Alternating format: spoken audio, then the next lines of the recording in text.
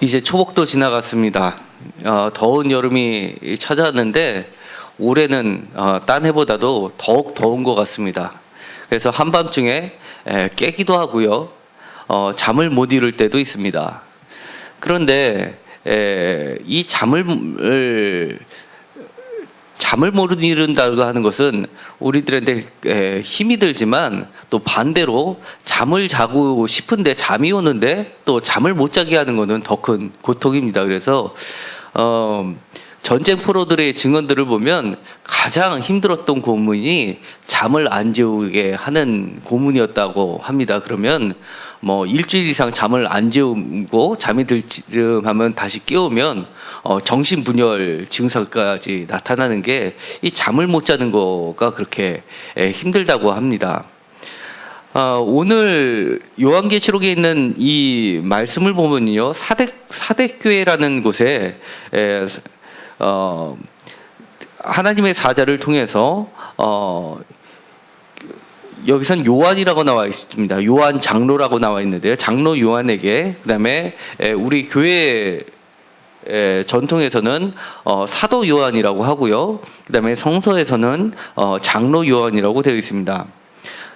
이 장로 요한에게 메시지를 전달해 주고요. 이 장로 요한이 7교회, 아시아에 있는 7교회에게 편지를 보내는 내용 중에 하나입니다.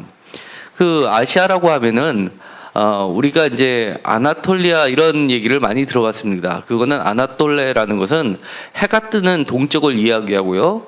그 유럽에서 봤을 때 아나톨레는 터키의 소아시아 지방을 얘기를 합니다. 그래서 그쪽을 아시아라고 하고요. 그다음에 사도 바울이 아시아에서 빌립보로 넘어왔는데 이 빌립보가 첫 유럽이 되는 것입니다. 그러니까 이 터키에 우리가 성지 순례를 가면 이 7교회를 꼭 돌아보게 되는데요. 그 중에서 이 사대교회는 다른 교회들하고 비교해 볼 때 좀 독특한 점이 있습니다. 다른 교회들은요, 특징적인 게 이제 박해 상황이 있는데요. 요한계시록에 보면은, 대부분의 교회들은 박해 형태가 로마의 박해가 있고요. 그 다음에 순교를 경험하고 있고, 아니면 유대인들로부터의, 유대교회로부터의 박해가 있습니다. 그러니까 크게는, 로마 당국으로부터의 박해, 그 다음에 두 번째는 유대교로부터의 박해가 있습니다. 그 다음에 세 번째는 혼합 종교에 의한 교회 지도자들의 타락 문제가 있습니다. 그래서 이 니골라당이라는 게 대표적으로 얘기하는 헬레니즘 문화와 그 다음에 기독교 문화가 혼합돼서 새로운 종교가 탄생하는 그런 과정을 얘기하고 있는데요. 이 사대교회는 그런 박해 상황이 전혀 나와 있지 않습니다.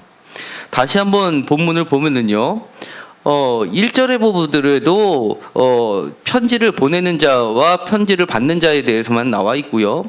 2절에 보면은, 주의하라는 말씀이 나옵니다. 너는 일깨어 그 남은 바 죽게 된 것을 굳게 하라. 이렇게 되어 있고요.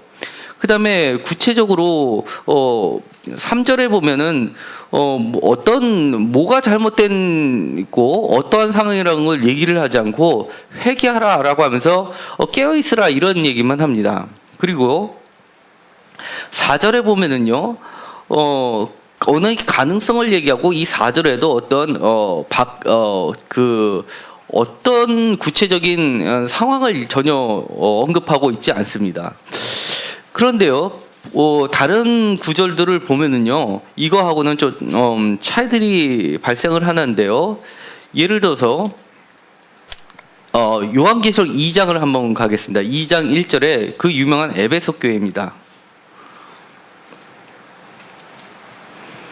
2장을 가면은요, 예를 들어서 4절에 보면은 처음 사랑을 버렸다라고 하면서요, 구체적으로 얘기하고 6절에 보면 니골라당의 행위를 미워한다라는 이렇게 구체적인 언급들이 있습니다. 그 다음에요, 12절부터는 버가모 교회에 대해서 얘기하는데요. 예를 들어서, 14절에 보면, 책망할 것이 있다라고 하면서 우상의 제물을 먹는 것들을 얘기를 합니다. 그 다음에 15절에 보면 니골라당의 교훈 이렇게 얘기를 하고 있습니다. 그 다음에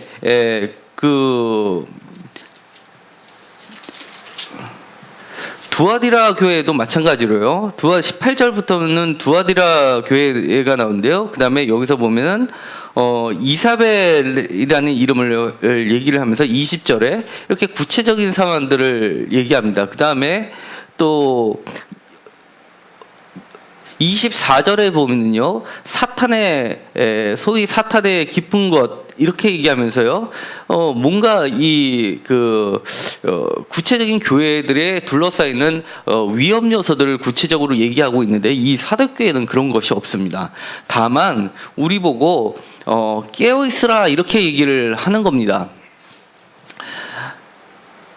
이것을 보면은 조금 우리가, 배경을 이해할 필요가 있는데요. 우리들이 갖고 있는, 좀 오해 중에 하나가 요한계시록은, 전부 다 어떤 박해 상황을 염두고 있다라고, 생각하기 쉬운데요. 사실은 그렇지 않습니다. 마치 오늘날에 있는 21세기의 교회들을 대변하는 것처럼 이 7교회가 각각의 형태가 다르지만 각각의 교회들이 처한 상황을 대표하는 샘플식으로 이렇게 추출해 듯한 그런 느낌을 받습니다. 어떤 교회는 심한 박해 상황이 있고요. 어떤 교회는 이 사대교회처럼 아무런 외부적인 박해나 위험 요소들이 전혀 존재하지 않는데도 하나님께서 이렇게 주의를 주는 그런 내용이 있습니다. 이 사대교회는요, 굉장히 부유한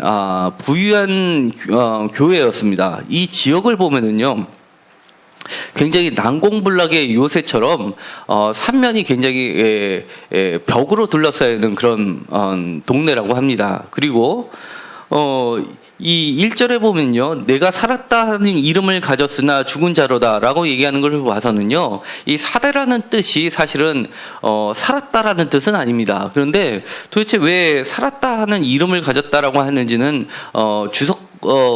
학자마다 좀 의견들이 갈라지고 있는데요. 그나마 공통적인 것들은 이게 이름이 사대의 이름에 어원을 뜻하는 게 아니라 사대라는 수도가 갖고 있었던 난공불락의 요새였고, 그렇다 보니까 이것이 어려운 침공에도 불구하고 계속해서 살아남은 그런 명성을 유지하고 있었다는 것을 보여주고 있는 것으로 보고 있습니다. 그렇기 때문에 이 사람들은 그나마 다른 지역에 비해서는, 다른 7교회에 있는 지역들에 비해서는 안정적이었다고 할 수 있습니다. 그리고 이 사대라는 지방은요, 그 주변에 이제 큰 강이 하나가 있는데요. 거기서 사금이 나옵니다. 그래서 금이 발견이 되다 보니까 금을 통해서 많은 부를 축적할 수 있었고요. 그보다 더 큰 부는 어디서 왔냐면, 여기는 염색 공장 같은 게 유명했습니다. 그래서 이 양가죽이라든지 양털이라든지 이것의 집결지가 바로 이곳에 있었습니다. 그러다 보니까 이 본문에서 흰옷을 입은 이야기가 나오는데요. 바로 4절에 보면 내게에서 흰옷을 입고 이렇게 되어 있는데, 이 흰옷이라는 것은 그들에게 굉장히 익숙한 색깔이었습니다. 왜냐하면 양털을 많이 전국적으로 이게 모아서 그쪽에서 배분이 되다 보니까 이렇게 흰 양털처럼 희다라는 개념이 이들에게는 굉장히 친숙한 개념이었습니다. 그럼에도 불구하고 이들은 주님의 경고를 받으면서 그 옷을 더럽히지 말라고 하고, 더럽히지 않고 끝까지 지킨 자들에게는 정말 마지막 때에 흰 옷을 입을 것이라는 축복의 말씀도 약속도 받게 되는 겁니다. 이 성경에서는요, 이 사대라는 이름은 명확하게는 나와 있는 게 없고요. 오바댜서 20절에 보면 스바랏이라는 이름이 하나 나옵니다. 근데 이 스바랏이라는 이름은 아람어로도 이 스바랏이라고 불려지는 걸로 봐서는 오바댜에서 나오는 이 스바랏이 사대였을 것으로 추정을 하고 있습니다. 그러니까 이 오바댜의 배경은 페르시아에 의해서 남유다도 멸망하면서 이들이 이제 주전 586년에서 587년에 멸망하면서 사로잡혀 가서 최초로 그곳에 주둔하면서 유대인 공동체가 탄생했던 지역을 바로 이 사대 지역으로 보고 있는 겁니다. 그리고요, 이 사대라는 지역은요, 주전 6세기 때 루디아라는 국가의 수도였습니다. 그러니까 굉장히 번성했던 곳이었고요. 그러다 이제 주전 547년에 페르시아의 고레스 왕에 의해서 점령을 당하는데요. 얼마나 이 지역이 난공불락의 요새였는지 이것을 멸망시키러 왔는데 도저히 부술 수가, 그 성을 점령할 수가 없었습니다. 그런데 이 고레스 왕에서 숨어서 보니까 한 그 성에서 있었던 병사 하나가 이 투구를 떨어뜨렸던 겁니다. 투구를 떨어뜨렸는데 몰래 이 병사가 자기의 투구를 떨어진 것을 주스려고, 모자를 주스려고 몰래 내려와서 그 모자를 쥐고선 돌아가는 것을 뒤로 추적을 했습니다. 그래서 그 루터를 통해서 겨우 그 성을 정복했었다라고 할 정도로 이 지역은 굉장히 정말 남들은 다 죽어도 여기는 살아있을 정도의 그렇게 요새 중에 요새였습니다. 그러다 보니까 많은 국가들이 침략 전쟁을 할 때 특히 저쪽 알렉산더 대왕이 이집트까지 점령을 하려면 이쪽 지역을 지나가고요. 그다음에 저 이집트까지 먹으려면 이 이집트 세력과 이 그 페르시아 또는 알렉산더 대왕이 있는 그 이후에 알렉산더 대왕 같은 데서는 서로 충돌하는 지역이 이쪽 지역이었습니다. 그래서 왕의 길이라는 왕도가 킹스로드라는 데가 이쪽을 통과하는 지역이었고요. 그 다음에 주전 334년에 알렉산더 대왕이 이쪽을 지나면서 이쪽 지역을 굉장히 재건을 했습니다. 많이 폐허가 된 것을 재건을 했고요. 그 다음에 그 이후에 알렉산더 대왕 이후에 4개의 국가로 크게 쪼개지죠. 근데 그 중에서 안티오쿠스라는 셀루시드 왕조가 그쪽에서 생겨나고요. 그리고 주전 190년에서 133년생에서는 버가머라는 왕국에서 또 수도로 사용할 정도로 이 지역은 굉장히 주요한 지역이 되었습니다. 그리고 주전 17년에는 지진으로 이제 파괴가 되었는데요. 이때 예수님 시대 로마 황제는 티베리우스였습니다. 근데 이 티베리우스 황제가 이쪽을 지나면서 지진으로 무너진 데를 재건을 국가의 돈으로 재건을 하면서 티베리우스 사원을 또 지었고요. 그 이후에 클라우디우스 황제도 이곳을 지나면서 수로를 크게 건설을 해줄 정도로 이 지역은 굉장히 로마 황제로부터 관심의 지역이었습니다. 그리고 그러다 보니까 이쪽에서는요, 예를 들어서 아르테미스 신전 같은 데가 있고, 지금도 남아있는 거대한, 신전들이 남아있는데요. 그 크기는 지금까지 남아있는 것 중에 4번째로 큰 신전이라고 합니다. 고대 건물 중에서. 그 다음에 주 3세기에서 7세기경에 유대인의 회당이 사대에서 발견이 됐는데요. 고고하게.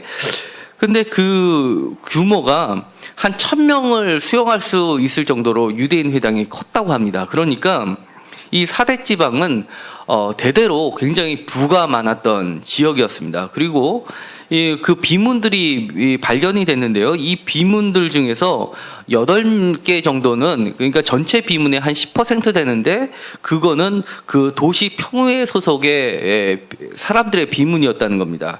그리고 이 사람들은 예루살렘 성전에다 헌금을 조달하는 그런 사람들이었고, 그러니까 이 사대라는 지역은 굉장히 부유하다 보니까 예루살렘 교회하고도 깊은 관련이 있고요. 황제로부터의 관심도 많이 갖고 그런 지역이었다고 합니다. 그런데 그럼에도 불구하고 이런 지역이 주님의 입장에서 봤을 때는 처음에 들었던 바를 잊어버렸던 교회로 기억이 되고 있습니다. 그래서 어느 순간 이들이 스스로 잠에 빠지게 되었다는 겁니다.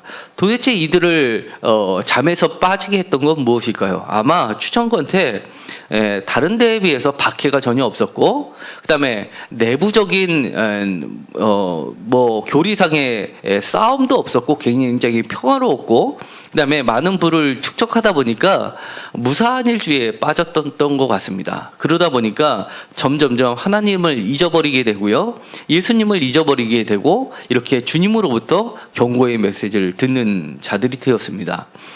이제 여름이 돼서 조금만 지나면 무기력해지고요. 연초에 새로운 다짐을 갖고 시작했던 신앙도 어느 순간 큰 변화가 없으면 서서히 잠에 빠질 때가 됩니다. 오늘 특별히 7개의 교회 중에서 사대교회를 선택한 거는요, 다시 한번 우리를 돌아보는 시간이 되었으면 좋겠습니다. 우리 가정에 특별한 문제가 발생하지 않더라도 사실은 우리 스스로를 달금질하고 스스로를 깨우게 한다는 것은 결코 쉽지 않습니다. 그거는 제가 누구한테 얘기하기보다도 사실 제 자신한테 하는 말이기도 하고요. 저는 그나마 다행인 것은 이제 새벽 예배 때 이렇게 기도를 하면서 스스로를 다짐하는 시간을 규칙적으로 갖습니다. 그런데 그것도 사실은 쉽지 않죠.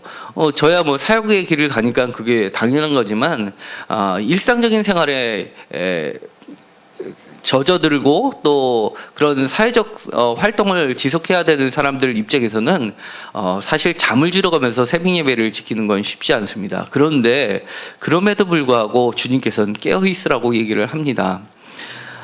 왜냐하면 그날이 도둑같이 이른다고 하기 때문에 그렇습니다. 이 도둑같이 이른다는 것은요, 우리들한테는 정말 막연하게 들릴지 모르지만 이 사대교회 사람들한테는 이것이 현실감으로 들려오는 이야기입니다. 왜냐하면 페르시아의 침략을 받았을 때 정말 그들은 도적같이 임해서 일순간에 무너져 버렸던 경험이 있었기 때문입니다. 마치 우리나라가 6.25 사변이 주일날 아침 아무도 결코 발생할 거라고 생각하지 않았던 중에 발생했던 것처럼 정말 이들에게는 도적같이 오는 마지막 때의 두려움이 늘 있었던 겁니다. 주님께서는 그들에게 너는 이제 첫사랑을 버렸고 그 다음에 스스로 무사한 일주의에 빠져서 스스로 잠에 빠져 있으니 싫어졌어 라고만 얘기하는 게 아닙니다. 다시금 그들을 사랑의 목소리로 부르시고 계신다는 겁니다. 그러면서 깨어나 그러면서 힘들어 깨우시는 주님의 음성을 들을 수가 있고요. 그 다음에 새로운 약속을 해주십니다. 5절에 보면 이기는 자는 이와 같이 흰옷을 입을 것이요 내가 그 이름을 생명책에서 결코 지우지 아니하고 그 이름을 내 아버지 앞과 그의 천사들 앞에서 시인하리라 라는 약속을 해주십니다. 성경책에 보면요, 생명책에서 이름을 지우지 않는다는 표현은 구약에도 있고 신약에도 몇 군데 나옵니다. 그런데 그 이름을 내 아버지가 그의 천사들 앞에서 시인하겠다라는 말씀은요, 이 요한계시록 전체에서 이 오직 사대교회에만 주시는 약속의 말씀입니다. 전체적으로 봤을 때 굉장히 주님께서 나는 너의 생명책에 기록되어 있으니까 그냥 패스 이런 게 아니라 생명책에 기록되어 있는 이 사람들이 사대 사람들이야 라고 하면서 하나님 앞과 그 다음에 그 앞에서 심판되어 있는 천사들한테 이렇게 자랑을 하겠다는 얘기입니다. 얼마나 귀하고 귀한 말씀인지 모르겠습니다. 우리가 지치고 나태해지기 쉬운 이 시점에 다시 한번 내 자신을 추스리고 하나님 앞에 그리고 예수님 앞에 한 발자국 더 가까이 가려고 스스로를 채찍질하고 깨운다면 주님께서는 우리를 생명책에서 결코 지우시지 않을 뿐만 아니라 많은 하나님과 많은 심판자들 앞에서 우리의 이름을 대놓고 얘기해 주실 줄 저는 확실히 믿습니다. 저와 여러분 모두 그런 축복을 누리시는 자들이 모두 되기를 간절히 소망합니다. 기도하고 마치기로 하겠습니다. 하나님, 덥고 지루한 시간이 흘러가고 있습니다.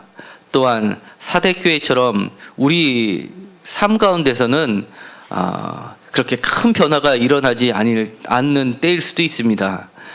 그러나 주님께서는 우리를 흔들어 깨워주십니다. 더 열심을 내라. 잠에 빠지지 말라. 깨어있으라. 이렇게 얘기합니다. 내가 갖고 있는 이것이 너를 잠재우는 요소가 되지 않으라고 얘기합니다. 너에게 있는 평화, 이것이 너 자신을 잠재우는 걸림돌이 되지 말라고 얘기하십니다. 우리가 날마다 주님 앞에 가려고 노력할 수 있게 하여 주시옵시고, 비록 새벽 예배는 참석하기 어렵다 하면 우리가 여러 가지 매체들이 있는데 그 매체들을 통해서도 주님의 말씀을 하루에 한 번이라도 들으면서 주님과 더 가까이 살려고 노력하는 자들이 되게 하여 주옵소서. 그리하여 마지막 때, 야, 너 정말 수고했어. 그렇게 잠을 안 자고 깨어 있는다는 게 쉽지 않은데 정말 잘했어 라고 칭찬받는 자들이 모두 되게 하여 주옵소서. 특별히 오늘은 고3 수험생들을 놓고 기도를 합니다. 더워지면 지치고 또 포기하고 싶은 마음도 들 때도 있습니다. 주님, 그들을 기억하여 주셔서 다시 한번 자신들을 추스릴 수 있게 하여 주시고 힘을 내게 하여서 열심히 더운 여름에 공부할 수 있게 하여 주옵소서. 지혜와 명철을 주시고 암기력을 주시옵시고 응용력을 더하여 주시옵소서. 그리하여 끝까지 힘들 때 최선을 다할 수 있게 하여 주셔서 마지막 때 정말 주님의 귀 쓰임 받는 자들이 모두 되게 하여 주옵소서. 예수님의 이름으로 기도드렸습니다. 아멘.